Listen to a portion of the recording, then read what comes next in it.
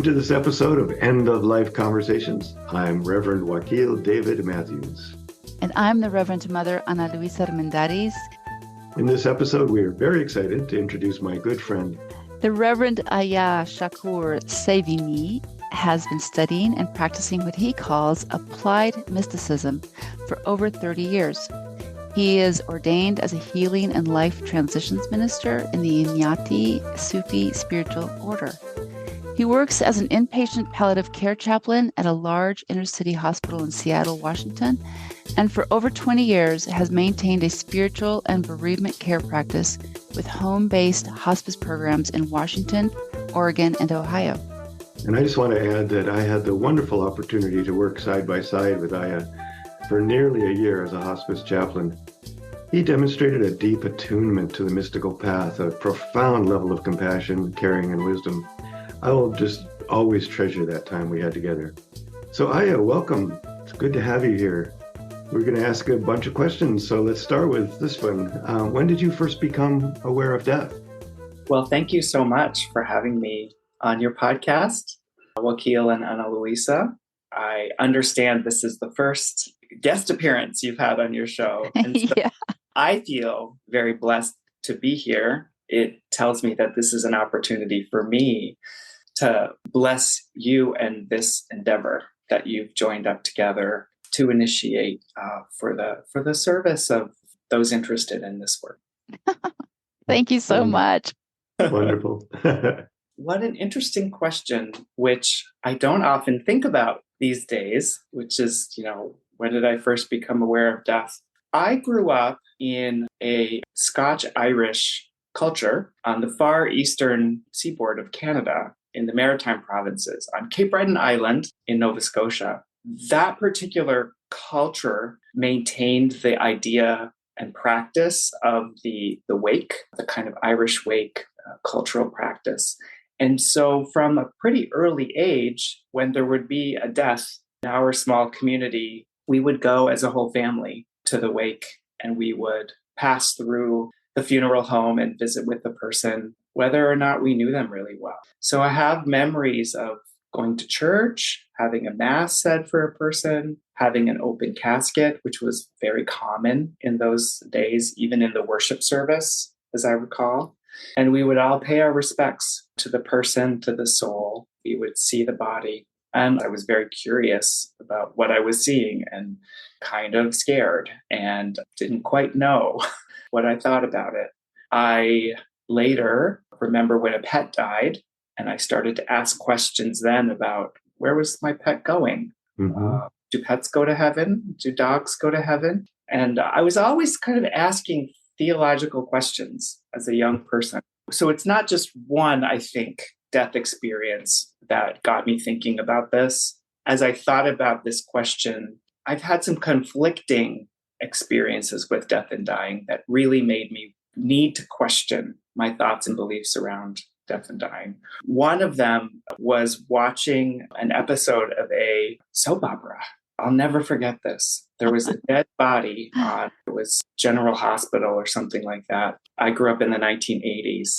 There was an image of this body I'll just never forget. And for whatever reason, there were several episodes that 2 or 3 or 4 days in a row where this body was sort of like part of the show, but no one was moving it. And it was just sort of like there, and it was kind of creating this tension in the TV show. And to this day, I don't know why, but it terrified me, absolutely terrified me. The idea that maybe no one was attending to it in a sacred way. Maybe it's the idea that it was such a different treatment of death than what I had seen, when we went to Mass and when we went to the funeral home. The body was kind of gazed upon. And I think it was sort of decomposing for some reason. Like maybe it was just like... Wait, it was decomposing on the show? I think so. I think people were sort of, they don't know what are we going to do with this body? And it was just sort of there. But I'm as curious. a 6-7-year-old, this struck fear in me. I began to have panic around it. Over time, I really, really struggled with death. And I think that experience of having a body unattended to for some reason outside of sort of a cultural care practice deeply disturbed me as a young person. And that's why I wanted to kind of give it a little bit of time as we get started. I think it has affected me. Now I'm really curious what you were watching in the 80s and why they did it that way. I mean, maybe they were trying to replicate a wake of some sort, some kind of... No, I think it was a crime. I mean, or they found someone dead and there would have been implications if they touched it or something. Oh. Left it alone in someone's office or something. I think it was case like that. Wow. Great Speaks story. to your heart too, though, that you cared about this, the body, the house of a spirit, right? Like it bothered you. It's really, you were on a path already. So now, all these years later, you're a hospice chaplain. And so tell me more about your day-to-day doing that then. Tie it into how this whole journey has evolved. There was an in-between place between then and now, which really catalyzed things for me. And that was the AIDS crisis of the 1980s and 90s. And I came of age in the mid 1990s. And I also came out in the early to mid 1990s. And just kind of before the kind of cocktail medicines were working to make AIDS or HIV more chronic illness. So by the time I had graduated college, almost everyone who had HIV was dying still. It was, as we all know, quite a crisis for many people, but particularly for the LGBTQ community at that time. And I felt a deep calling to participate and kind of both serve my community, but also to like understand, what's going on here. And what's my part in all of this? How do I become an adult in a moment when my community is experiencing a pandemic? What does it mean for me to start a career and look after myself when people with my identity, cultural identity markers, my people are struggling and being very, very sick? So I decided after college that before really pursuing a career, I would want to be a volunteer for an AIDS community service center in Ohio, where I was living at the time. And that is where I started to experience more frequent death. It started out with, giving some groceries to people, and I would accompany people on doctor's appointments as a new volunteer. But soon as I got more comfortable with the program and maybe the volunteer manager saw some of my skills and some of, my heart was sort of becoming known, I was asked to sit with people in the hospice setting. So do like overnight shifts in the hospice and kind of be paired up with people for longer terms as like a companion partner volunteer. And then I became the hospital sitter too. So someone would admitted to hospital and I would go and visit with them and their loved ones. That's so beautiful. Yeah, it was beautiful. It was eye-opening. I mean, it was heartbreaking. It was all the things that AIDS brings. And in those days, I was acutely aware of those who showed compassion for the people that were in the hospice setting, really paying attention to the qualities of the nurse that was visiting, the chaplain that would come in and check in. So I could see that there could be a career where someone might provide this kind of like healthcare support, but with a deeply compassionate presence and awareness about them, and even a sense of spirituality. As we know, death and dying are intricately linked with our understandings of spirit, because we are saying goodbye to our bodies and are experiencing transcendence in so many different ways, right? The dying process disavows a person of their sense of complete individualization, if that's a word. It is now. The challenges of being sick and the challenges of dying almost always include like losing your complete sense of independence, if you had that at all in the first place. You need to rely on other people. You need to be relying on your values, your beliefs, right? And all of those experiences that come with the pressures and the suffering and the tearing down of autonomy which would be one way you could think about what it means to die, it includes the possibility of transcendence because you must move beyond yourself. You must allow other people to help you. You don't have to, but the invitation is there. Right. So I think there's this invitation for transcendence that's present. And that's externally, but then there's an invitation to transcendence that starts to come, I believe, internally as the stages of illness progress. So I don't know if I'm moving too fast with philosophy on end of life. That's This is beautiful. perfect. Though. Yeah.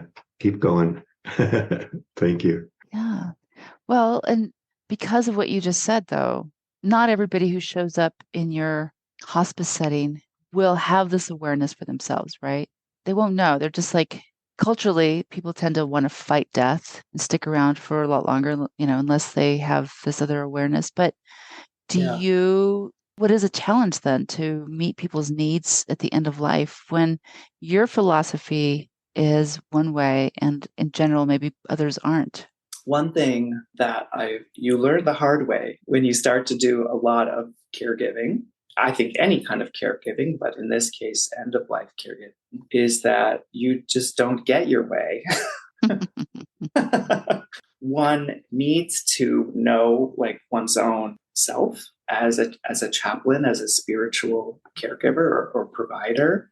But your patients and your families are always going to be telling you who they are and what they need. And the way that I look at having a philosophy, I hold philosophy very lightly. And this might be part of my training as a Sufi. One way I would describe what it means to have a practice in mysticism is that mysticism is about curiosity.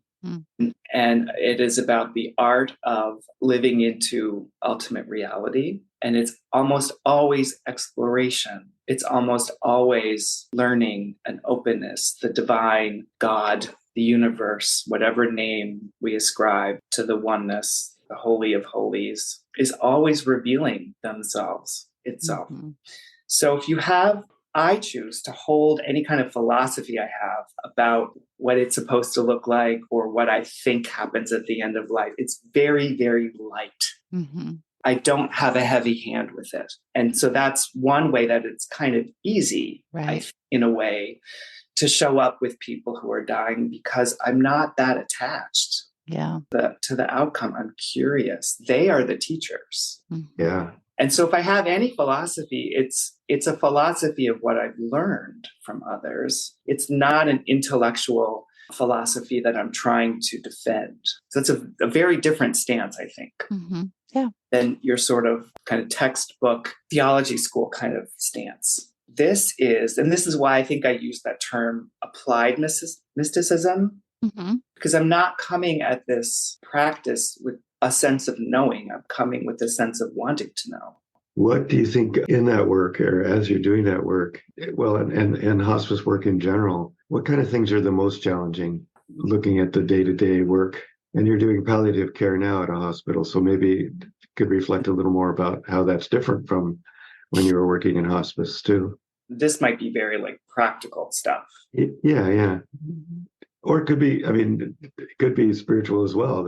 I'm certain, you kind of spoken to, I loved what you said about just being open and curious. And willing to be listening and living in the unknowing, this mysticism.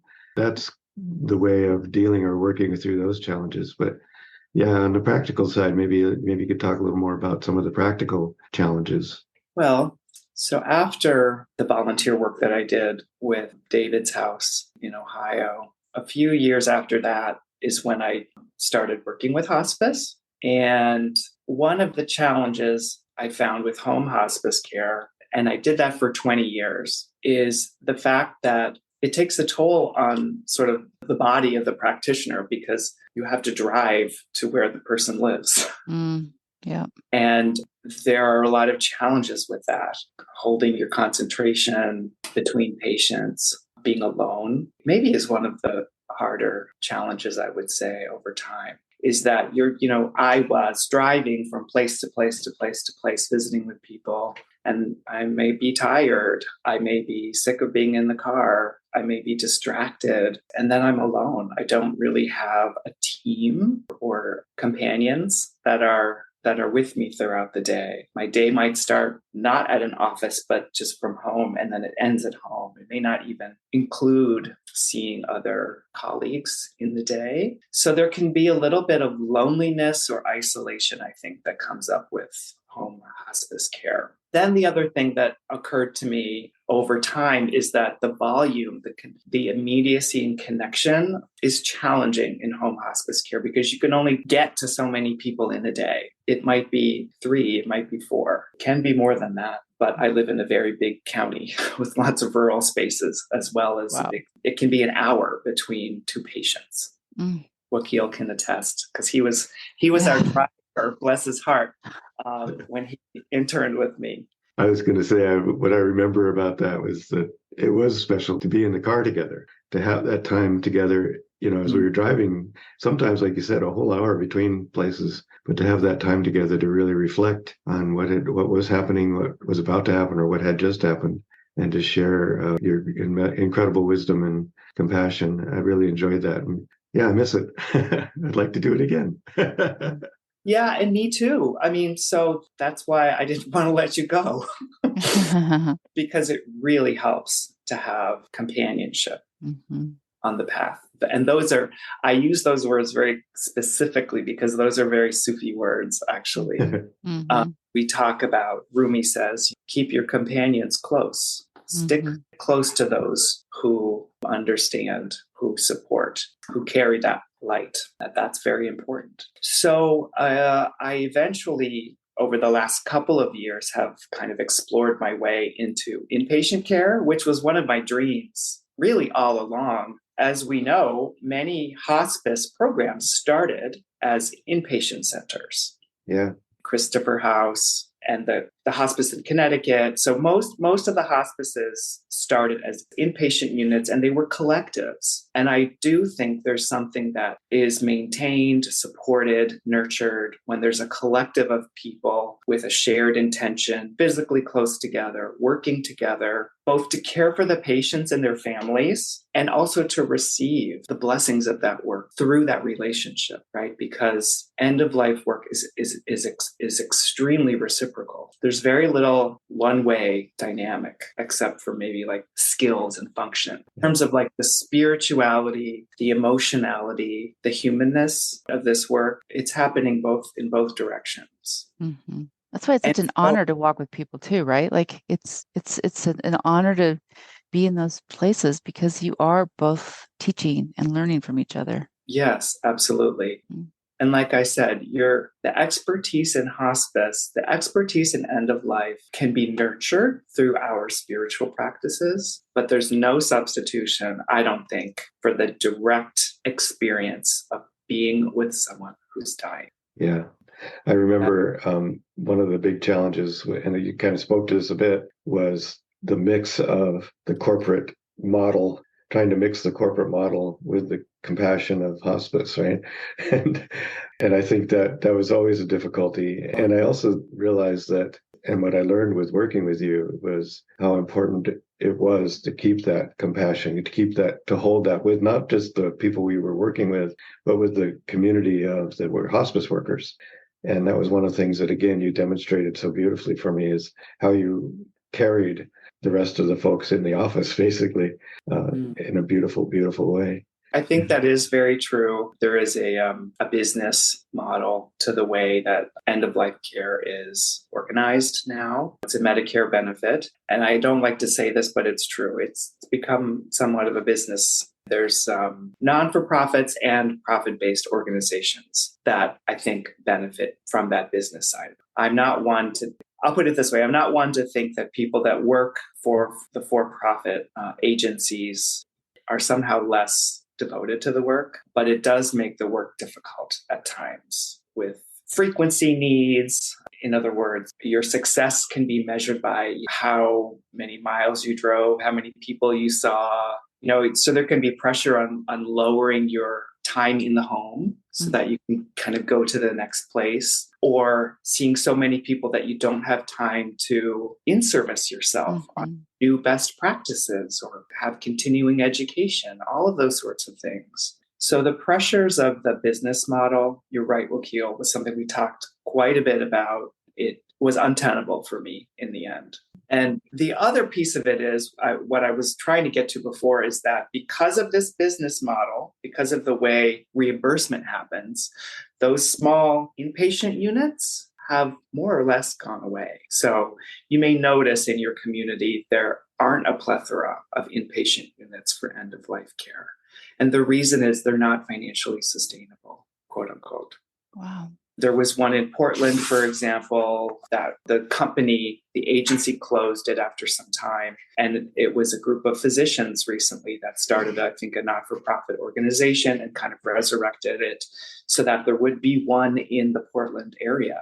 Otherwise, people are in the hospital if they need intensivized end-of-life care, or they can be in a nursing home. There is something called general inpatient level of care, GIP, level of hospice that can happen in a nursing home. And I will say there are things called adult family homes or adult foster homes or even assisted livings that do wonderful work at end of life. However, they're not dedicated end of life spaces with staff that are only doing that. And so the vibration is a little bit different. It's a more mixed community setting. Yeah. So you have one person dying while something else is happening next door. So the intention, the vibe is just very different. And I had always wanted to experience that kind of inpatient dedicated setting. And that's sort of how I've moved into this new phase of my work.